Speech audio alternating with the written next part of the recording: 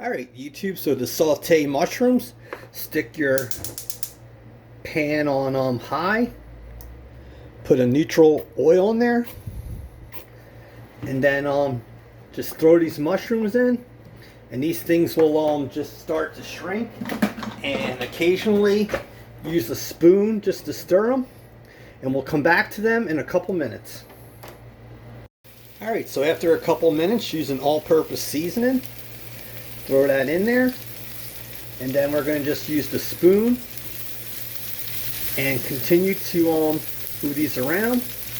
You can cover it if you want, and we'll add something to that in a couple minutes. It's so easy.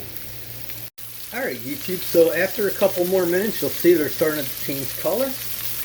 Now you're going to want to take 2 tablespoons of butter, drop that down there, and just slowly work that into the mushrooms. That will add so much more flavor, you see that? And it'll make it brown more easily.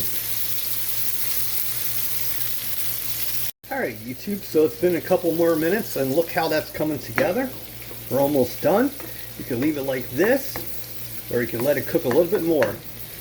It's so easy to saute mushrooms. One last tip YouTube, you can saute everything by basting it with the oil and butter that's in there, and look how that's coming together.